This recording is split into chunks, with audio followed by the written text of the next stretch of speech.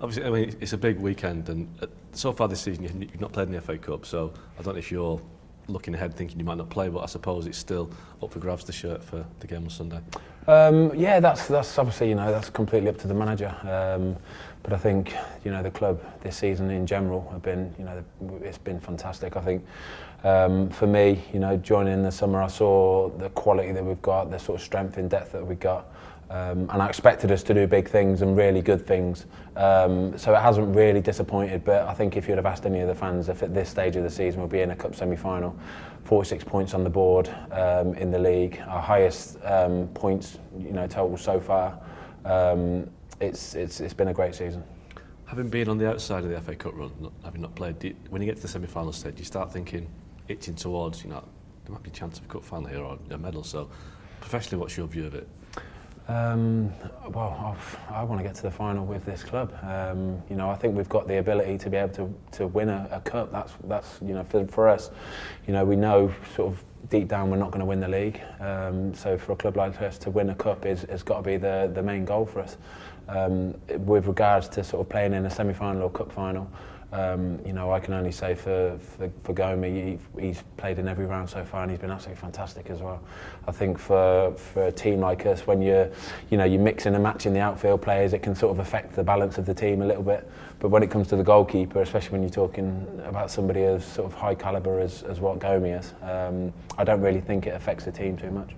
Because you've won things in the past. I mean, you won the League Cup United, and I know you've spoken in the past about how difficult it could be at times mentally to play for a big club. So this success you're enjoying with Watford, does it mean more because it's not as expected as it may be at a big club?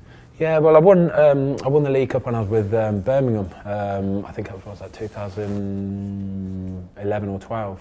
And that, I've got to say, was for me one of my highlights of my career, winning the Cup with Blues.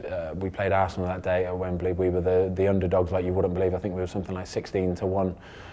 To win in normal time, and to win in the way we did, to run down the pitch, see all the Blues fans going absolutely crazy. You see how much it meant to them. That will sort of live with me for the rest of my life, and to do something like that with a team like Watford, where it would mean exactly the same sort of thing, would be huge for me. In the sense that it's cherished because it's kind of so rare than at a big club where it's expected. Yeah, exactly that. Like I say, I won it when I was with Man United. We had the cup final, the League Cup final against Tottenham. We won on penalties. But there was, it was almost a given that we were going to win the game. I remember getting back on the coach after the game, and it was basically, right, training tomorrow, lads, we've got a Champions League match on Tuesday. And it was all forgotten as soon as that. It was incredible. There's no celebrating, there's no kind of really sort of revelling in it. And that's the difference for me. I just couldn't get my head around the fact that it was just another trophy. Do you know what I mean? Whereas I think, like you say, if you win it with a team like Birmingham, West Brom or Watford, it does mean so much more. That was the old iPod day, wasn't it? That was when I think you were a groundbreaker. Yeah, that was the one. Yeah, I was the groundbreaker. I think everybody's followed suit from there. So even now, like today, we still use an iPad. My goalie coach will, before the game, he'll come to me and he'll show me any penalties, any free kicks, set pieces, stuff like that, any danger, players that do, funny and weird and wonderful things. He'll show me on the iPad. Because obviously, on that, keepers have a specific role, so you've got a different kind of, outlook on game. You need that kind of information. I was just going to ask you about being a goalkeeper, because it seems to be a position that they're almost defined by the mistakes, goalkeepers. I'm thinking of people like Karius and Hugo Lloris at the weekend. It's such an unforgiving position, isn't it?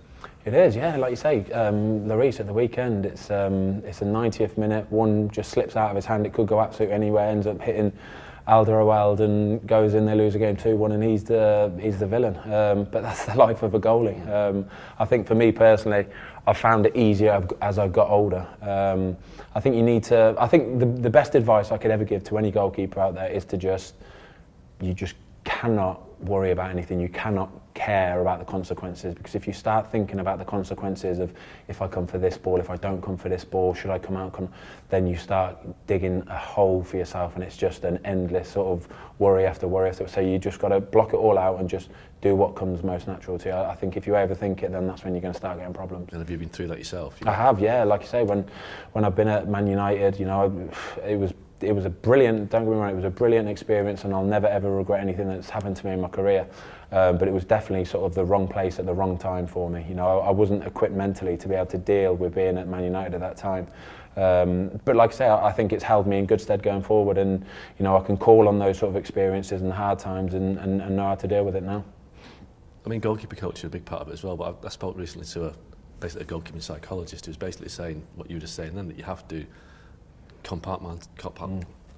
block everything away. Yeah. Compartmentalise is what you're looking for. It's good, yeah. So do you find that this goalkeeping community has this separate kind of support network almost? Yeah, it is. It's a completely different position. I almost don't see myself as a footballer. You know, I just try and get in the way of balls going in the back of a net. That's what it comes down to at the end of the day. But you're on your own. You know, the goalies train on a training basis. We will stick together for probably 45 minutes before we join in with the outfield players. So we spend a lot of time together. But like I say, on a match, you're on your own. You know, if you make a mistake in the first minute, you know you've got another 89 minutes to just block it out, and it's hard. You know, you see some of these young goalkeepers, they get taught how to play football, training for this and that, but they don't get taught how to deal with stuff mentally.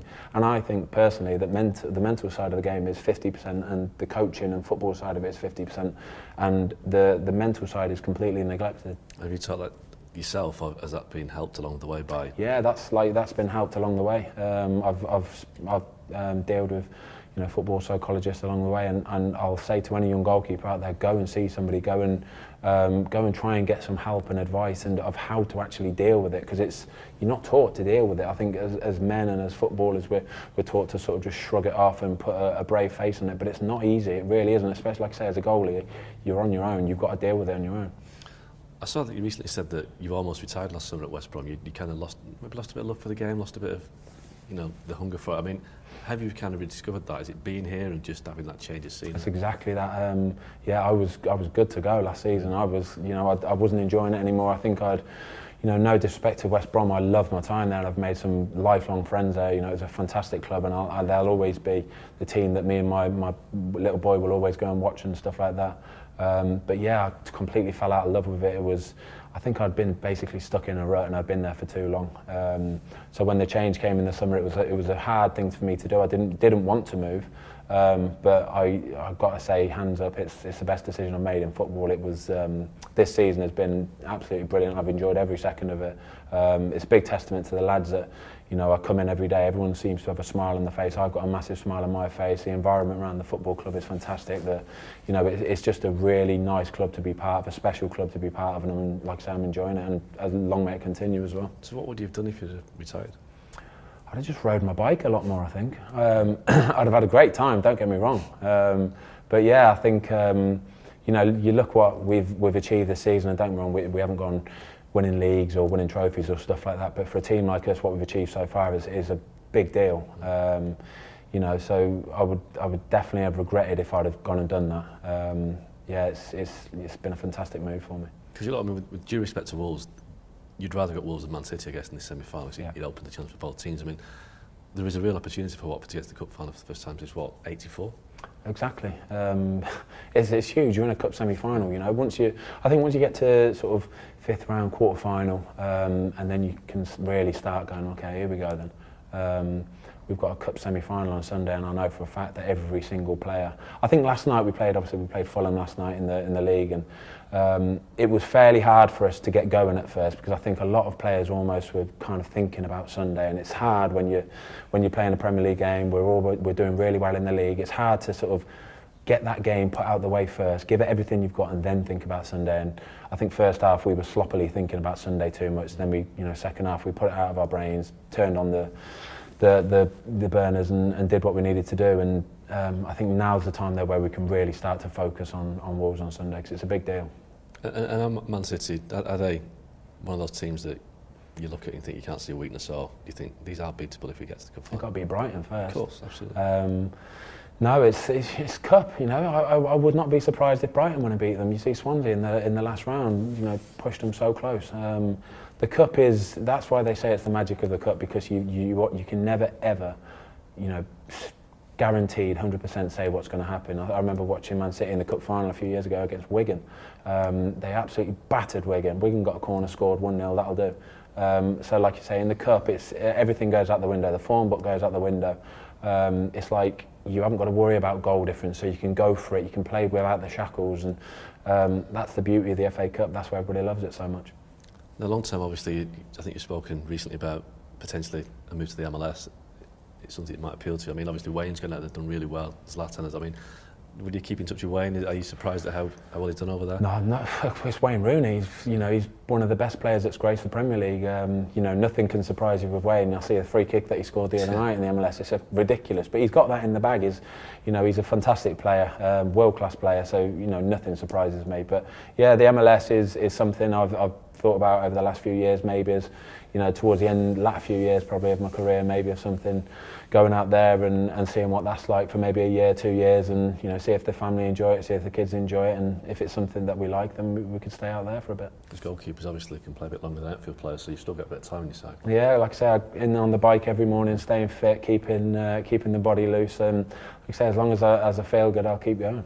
Have you ever had any offers from the MLS in the past? Is it something that, like last summer, was it something that maybe an option? No, I think for me personally, it's never really been an option. Kids settled in school, stuff like that. It's not really something I wanted to disrupt. But I think, before, my kids are at the age now, 8, 9, 10, where they'll be going into secondary school soon. It may be an option to look at something like that, but it's not something that's right in the forefront of my mind just yet. I'm 36 years old today. I think maybe if I'm still going at 38, 39, then I can maybe look at it. And is it a lifestyle thing, or is it the league that's emerging, or is it a particular, spend a couple of years in California or whatever? Is it that sort of thing that appeals? Yeah, it's a bit of everything, to be honest with you. I'm always following stuff on Instagram and Twitter, and you see all the videos and stuff like that. And obviously, I had a close friend of mine, Liam Ridge, where I was out there playing for Portland Timbers. He did fantastic out there. I spoke to him a few times. He said he absolutely loved it. He said it was one of the best things he's ever done, lifestyle-wise, football-wise. The lads, he said it was just great. So yeah, that's a big draw for me. And like I say, the lifestyle of it would be fantastic too.